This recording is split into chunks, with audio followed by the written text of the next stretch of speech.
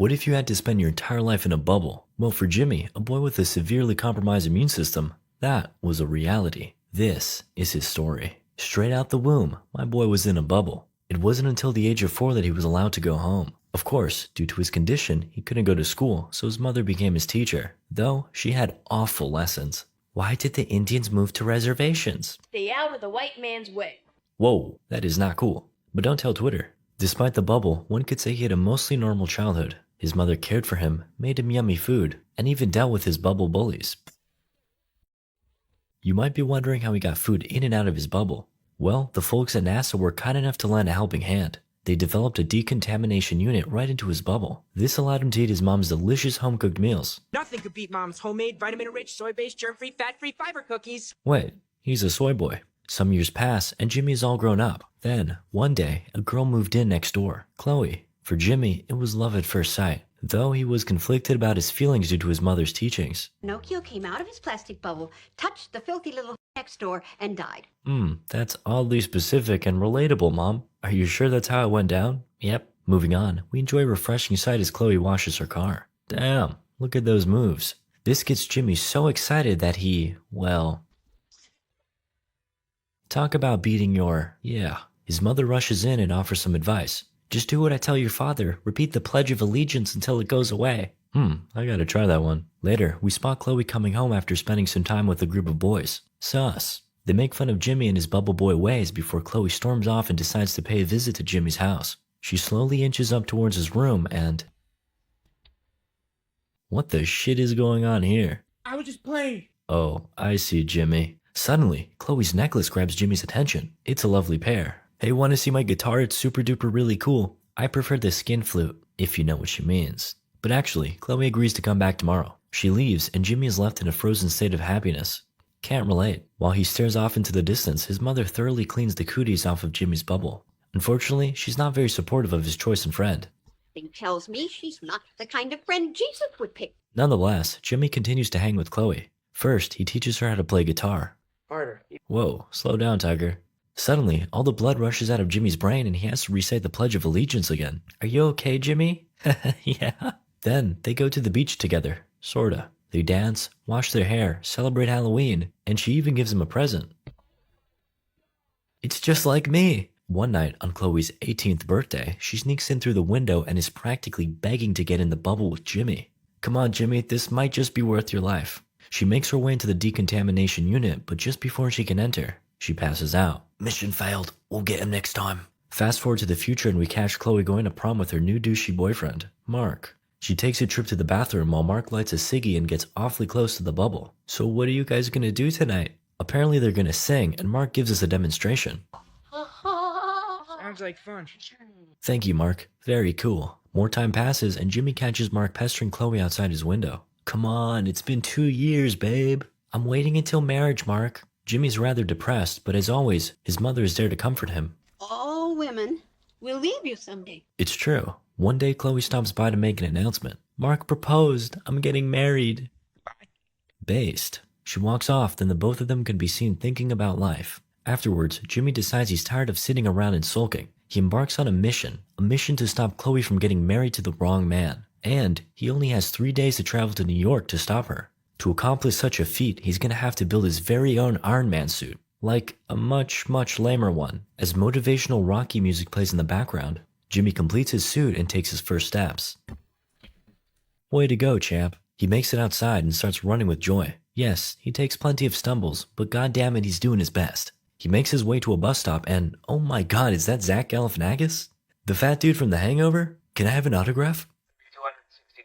Just kidding, that's the cost of a ride to New York, which is way outside his budget. Please man, I gotta stop this wedding. Feeling defeated, Jimmy begins to walk home, but... Oh geez, fortunately, he was protected by his near-indestructible armor. See, I told you, Iron Man. Several of the passengers run out to check on him, and they're all wearing matching outfits. Strange. I need to get to Niagara Falls by Saturday to stop Chloe from getting married. Please help. Okay. As they carry him into the bus, Zach Galifianakis looks on with the rage of 1,000 suns. In the bus, they sing and dance. Jimmy's having a blast. I guess they're a singing group of some kind. Meanwhile, at home. Back in the bus, Jimmy's receiving a very weird lesson. These passengers seem to carry some odd beliefs. So much so that Jimmy makes a realization. Wait a minute, you guys aren't singers. You're a cult. Now stranded, Jimmy wanders around the desert while his parents search for him. Fortunately, luck strikes as Jimmy runs into a biker named Slim who's in the middle of a repair. Whoa, chill my guy, I'll help you out. Meanwhile, the cult members have reached their destination. They're currently receiving the wisdom of Fabio. The chosen one is among us. Wait a second, we've seen this guy. Back to Jimmy, he fixes up the bike before sharing his story with Slim. Oh, I feel you. I've been in love too. Debbie? Danielle? No. Oh, okay, sure. Yeah, she was dope, but she left me for this dork who had a job and stuff. Some time elapses and the pair have landed in Vegas. They enjoy the sights, gamble, and Jimmy even takes a ride in the crowd. It was a fun side mission, but it's time to get back to business. Jimmy tries his luck at winning a scooter and actually pulls it off. As he rides off, we see that his parents have been closing in this entire time. Saddened by his sudden departure, Slim searches for Jimmy. He ends up running into the cult, who are also in search of the chosen one. Hey, you are the jerks that left my boy behind. They drive off, and in the process, run over poor Slim's bike. Then, we cut to Jimmy's parents driving around. What in tarnation is that? Was good. Jimmy pulls back, but his parents make chase. Though, my boy gets launched into a nearby train. He passes out and awakens the next morning to find a ragtag group of circus freaks surrounding him. Is that my boy Beetlejuice? Naturally, Jimmy is quite excited and inquisitive, but his new friends tell him to keep quiet or he'll incur the wrath of the Doctor, their leader. Suddenly, the train stops and Jimmy is jettisoned out. The formidable leader stares him down, but Jimmy's all laughs. Girls when you're under 6 foot.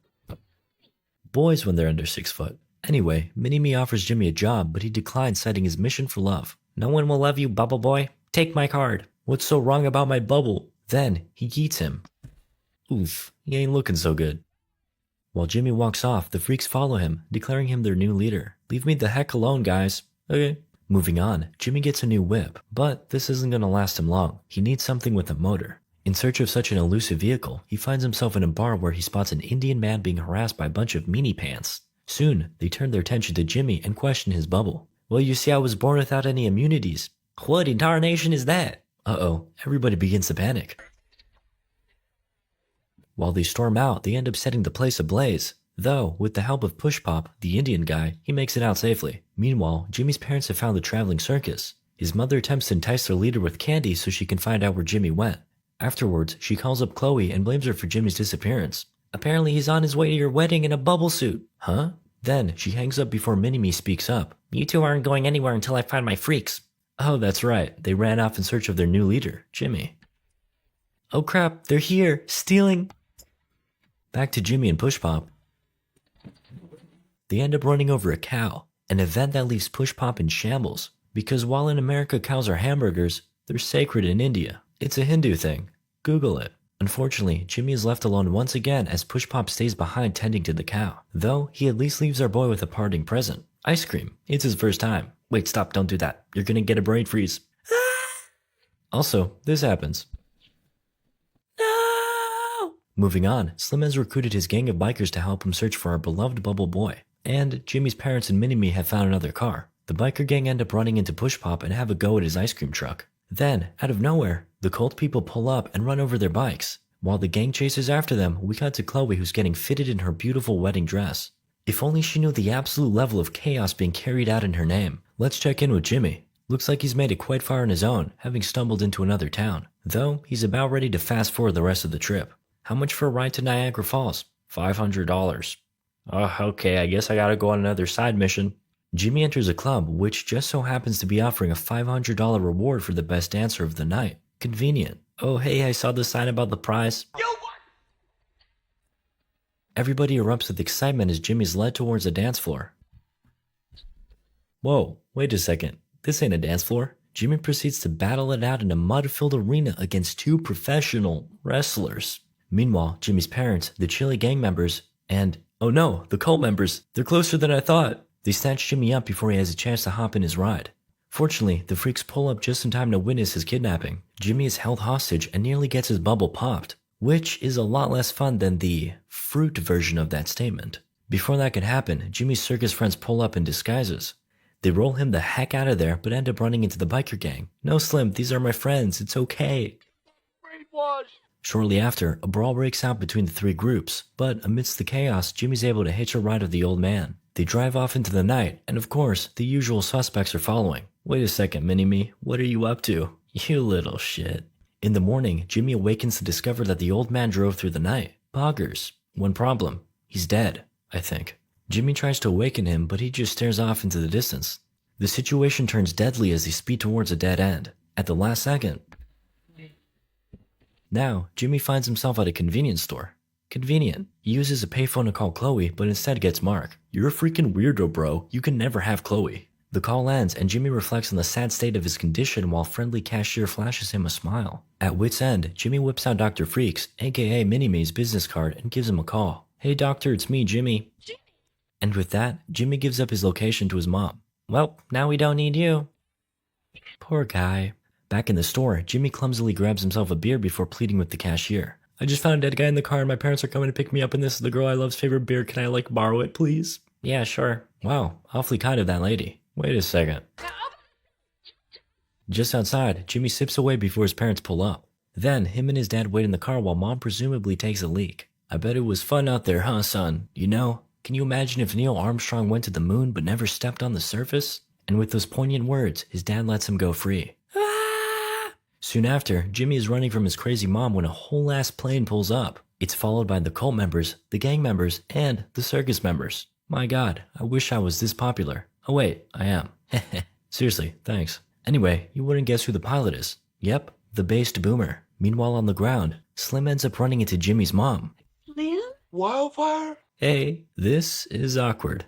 Moving on. With the help of Poppy, Jimmy makes it to Niagara Falls, and he falls into the water. But that's okay. He eventually makes it to the wedding just in time. He declares his love for Chloe and emerges from his suit to share a kiss.